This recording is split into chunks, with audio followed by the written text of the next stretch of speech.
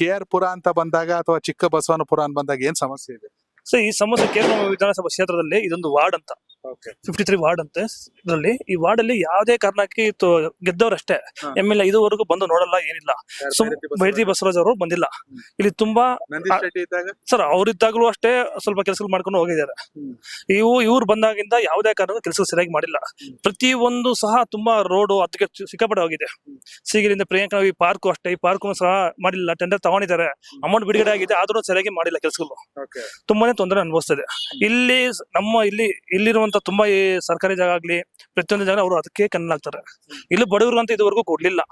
ಇಲ್ಲಿ ಕಾಂಗ್ರೆಸ್ ಸರ್ಕಾರ ಬಂದಾದ್ಮೇಲೆ ಪ್ರತಿಯೊಂದು ಸಹ ಬಡವರಿಗೆ ಇಲ್ಲಿ ಮನೆಗಳು ಕೊಡೋದಾಗ್ಲಿ, ಮನೆ ಕಟ್ಕೊಡೋದಾಗ್ಲಿ ಪ್ರತಿಯೊಂದು ವ್ಯವಸ್ಥೆ ಆಗಿದೆ. ಇಷ್ಟಾದ್ರೆ ಯಾಕೆ ಪದೇ ಪದೇ ಅವ್ರನ್ನ ಗೆಲ್ಲಿಸ್ತಾರ ಜನ ಅಂತೀರಾ? ಏನ್ ಮಾಡಕ್ ಸರ್, ದುಡ್ಡು ಐತೆ, ದುಡ್ಡಲ್ಲಿ ಕೊಂಡ್ಕೊಂತವ್ರೆ ಜನಗಳನ್ನ. ಏನ್ ಮಾಡ್ತಾರೆ, ಹೋದ್ರೆ ಹಬ್ಬ ಅದಾದ್ಮೇಲೆ ಒಂದ್ ಮಟನ್ ಊಟ ಹಾಕ್ತಾರೆ. ಅದೇ ಅವರು ಅಭಿವೃದ್ಧಿ. ಮಟನ್ ಊಟ ಆಗೋದು ಜನಗಳಿಗೆ ಮಾಡೋದು ಅದೇ ಅಭಿವೃದ್ಧಿ, ಸೀರೆ ಕೊಡೋದು ಅಷ್ಟೇ ಅಭಿವೃದ್ಧಿ. ಇನ್ನು ಅಭಿವೃದ್ಧಿ ಏನು ಮಾಡಿಲ್ಲ ಅವರು ನನ್ನ ಪ್ರಕಾರ. ಬದಲಾವಣೆ ಆಗುತ್ತೆ 100% 100% ಬದಲಾವಣೆ ಆಗುತ್ತೆ. ಇಲ್ಲಿ ಕಾಂಗ್ರೆಸ್ ಗೆದ್ದೇ ಗೆಲ್ಲುತ್ತೆ 100%. ಇಲ್ಲಿ DK ಮೋಹನ್ ಬಾಬನ್ ಅವರು ಒಳ್ಳೆಯ ಒಂದು ವಿದ್ಯಾವಂತರು ಮತ್ತು ಯುವಕರಿಗೆ ಒಂದು ಸ್ಫೂರ್ತಿಯಾಗಿ ನಿಂತ್ಕೊಂಡಿದ್ದಾರೆ ಸರ್. ಪ್ರತಿಯೊಬ್ಬರಿಗೂ ಯುವಕರಿಗೂ ಇಲ್ಲ ಅಂತ ಹೇಳಿದ್ರು ಕೆಲಸ ಕೊಡಿಸ್ತಾರೆ.